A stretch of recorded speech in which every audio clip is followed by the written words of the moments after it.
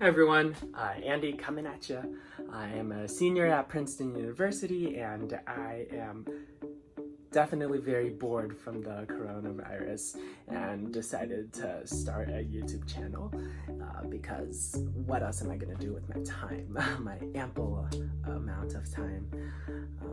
But yeah, I wanted to make my first video about how coming to college has allowed me to learn more about my gayness, and I thought I would create some sort of a coming out video, but I guess this would be a nice introduction to get to learn who I am and I guess start my channel.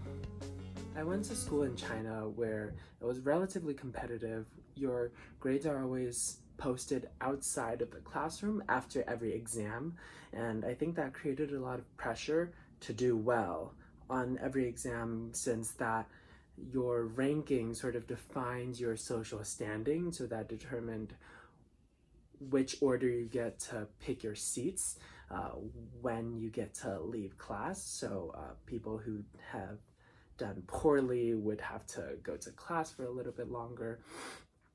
And yeah, I think the whole environment that I was raised in forced me to really focus on education and doing the best I can academically. So I came to America around middle school time, and I carried the similar mentality that I had when I was in China of just studying rigorously for my academics. I also had to catch up on English because I didn't speak at the time, so I was pretty busy with sort of catching up and making sure I was excelling academically. It wasn't until high school that I really even was exposed to questioning my sexuality, and it was during PE class one day when we were getting changed. The boys were talking about a girl who they found really pretty, I guess, and they would say things that they would do to her, and I think I found that really alienating. And in hindsight, I would find that alienating for many reasons, but at the moment I questioned my sexuality, and from there I did some really quick Googling and just general knowledge about gayness to find out that I could potentially be gay, since the sort of opposite of straight at the time for me was being gay. And because of that, I approached all of the gays I knew. I was like, who's gay? Who's openly gay? Let me try to find some romantic connections with them and embrace my gayness. I assumed that was the best thing for me at the time because it was me embracing a part of myself that I never considered before. But in my venture to doing so, I felt like I didn't really feel attracted romantically or sexually to any of the boys whom I spoke to. As a result, I did some more Googling and Tumblring to figure out more why I'm such a weird person, and I came across the concept of asexuality, and I think that has been the phrase that I used to identify myself for the rest of high school. I assumed that I was just not interested in any sexual relations, and I just love my academics so much that I would rather just focus on that.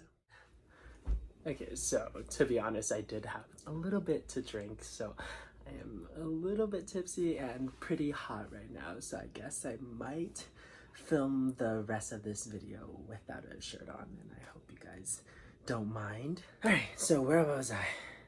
Yeah, so I came to college assuming I was ace and I'm gonna focus on my academics and excel. And I think what really helped me change that mindset was there was a queer panel at the beginning of the year where they had a few panelists come talk about queer identities and the vast array of experiences that extend beyond just being gay or straight or asexual. And to me, that opened my mind to an array of vocabulary that I was not exposed to before. I think language helped me grasp identity as more fluid of a concept, and from there, knowing that there's all these identities that interconnect with other ones, that and the distinction between two may be hard to draw the line. I think that also helped me a lot to sort of not label myself as any identity. So I think for me, what that means is that I find identities sort of helpful in labeling myself. I think queer as a broad umbrella term is quite fitting for me, but I'm not necessarily offended if people decide to use other labels for me, whether that's demi, asexual, just gay. I think I'm okay with those labels and knowing that they don't necessarily define who I am. So yeah, I think what college really taught me was just I don't need to label myself, and there is a vast array of vocabulary accessible for various non-straight identities, and I found that helpful for me to embrace myself more fully without necessarily sort of trying to latch onto any one identity and finding myself not labeling or not feeling that identity fully. So yeah, anyways, I hope you guys enjoyed this video.